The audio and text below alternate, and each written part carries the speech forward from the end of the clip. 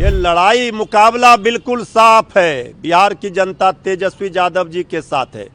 Seat से ज़्यादा महत्वपूर्ण जीत कैसे हो, इस पर सोचना चाहिए। इस बार सिर्फ सरकार बनाने के लिए नहीं, बिहार को बचाने के लिए, बिहार को बनाने के लिए और केंद्र की सत्ता हुकूमत को उखाड़ फेंकने के लिए ये बिहार की लड़ाई तेजस्वी जी लड़ रहे हैं। महागठबंधन में जनता मजबूती के साथ श्री तेजस्वी यादव जी की ओर देख रही है। चुनाव ही नहीं लड़ पा रहे, जनता के बीच मैदान में जाने का हिम्मत ही नहीं जुटा पा रहे, वो क्या बोलेंगे, किसके साथ लड़ाई है।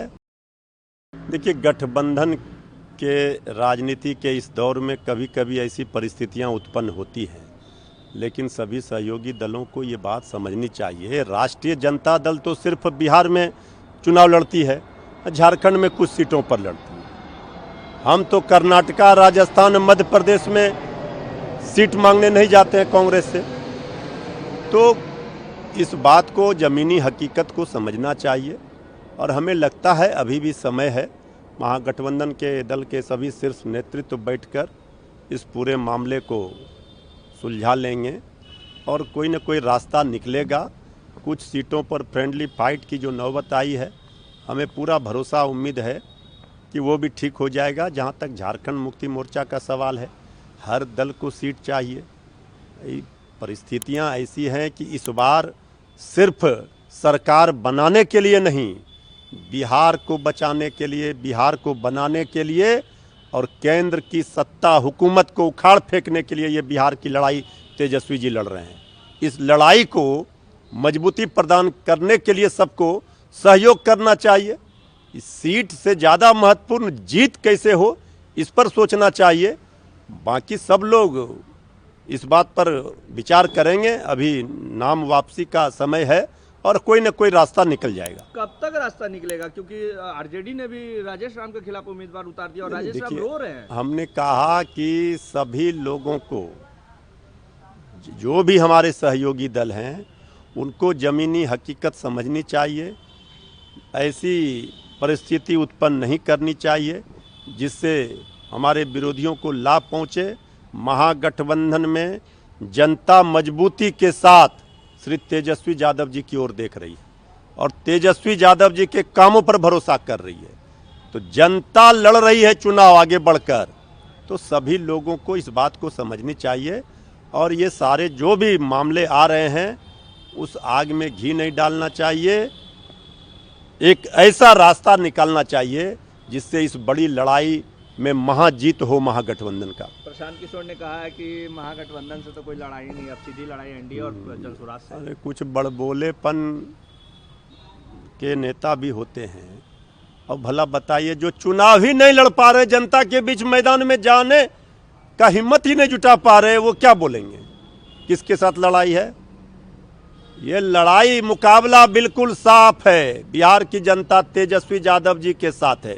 जब जब जिन जिन राज्यों में चुनाव आते हैं, चुनाव होते हैं, बीजेपी भाजपा के लोग बस हिंदू मुसलमान भारत पाकिस्तान पर भी आ जाते हैं, उससे आगे बढ़ ही नहीं पा रहे हैं। कहा तो ये भी गया था कि जो बीजेपी को वोट नहीं करेगा पाकिस्तान भेज दिया जाएगा। 11 वर्षों से सरकार है, कितने को पाकिस्तान भेजा। ऑपरेशन सिंदूर में जब हमारे सेना, भारतीय सेना पीओ को लेने की लिए आगे बढ़ रहे थे तो किसने रोका। ये सब वोट के खातिर, वोटों के ध्रुवीकरण के खातिर ये लोग सिर्फ मुसलमान और हिंदू और मुसलमान करते हैं। इससे अब जनता भी परेशान है। अब जनता तलवार बांटने वाले को नहीं, दंगाइयों उन्मादियों को नहीं, नफरत बांटने वाले को नहीं, जो पढ़ाई, कमाई, दवाई, सिंचाई, सुनवाई की बात कर रहे हैं, कार्रवाई वाली सरकार देने की, उसको तेजस्वी यादव को पसंद कर रहे हैं। अमित शाह ने कहा है कि राहुल गांधी एसआईआर पे अब चुप क्यों है। देखिए, केंद्रीय गृह मंत्री आदरणीय अमित शाह जी एसआईआर से आगे बढ़ ही नहीं पा रहे हैं। उनके डिक्शनरी में इससे ज़्यादा कुछ है ही नहीं। एसआईआर, नक्सली घुस गए, तो 11 वर्षों से नक्सली को घुसा रहे थे भाजपा के लोग, केंद्र में सरकार में हैं। एसआईआर में तो चोरी पकड़ी गई, वोट चोरी जब पकड़ी गई तो एसआईआर पर ज्ञान दे रहे हैं। ये तो सब लोगों ने देखा कि वोट के अधिकार से किसी को वंचित किया जाएगा लोकतंत्र की जननी में, उसका प्रतिकार होगा। प्रतिकार किया।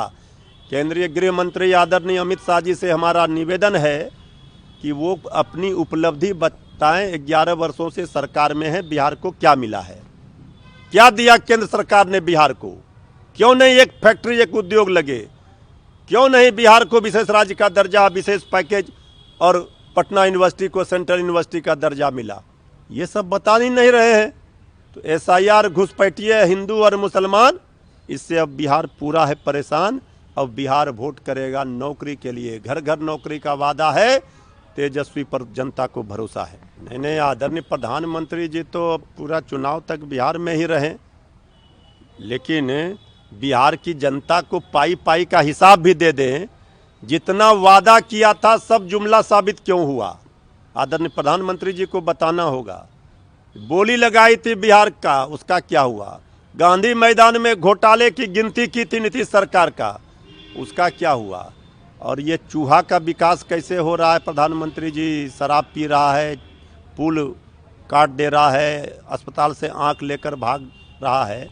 ये गुजरात वाला चूहा तो नहीं है, ये भी बता दीजिएगा। देखिए, ये स्पष्ट है कि बीजेपी आदरणीय नीतीश कुमार जी को मुख्यमंत्री नहीं बनाएगी। ये बात क्लियर बीजेपी के केंद्रीय गृह मंत्री हैं श्री आदरणीय अमित शाह जी, उन्होंने स्पष्ट कर दिया, कई मौकों पर कहा है। अब JDU वाले, जो कुछ लोग बीजेपी की आत्मा उनमें समाई हुई है, वो लोग तो चाहते ही हैं कि JDU का विलय हो जाए बीजेपी में। तो आदरणीय नीतीश कुमार जी को बीजेपी 2025 बीजेपी करेगी नीतीश जी को फिनिश।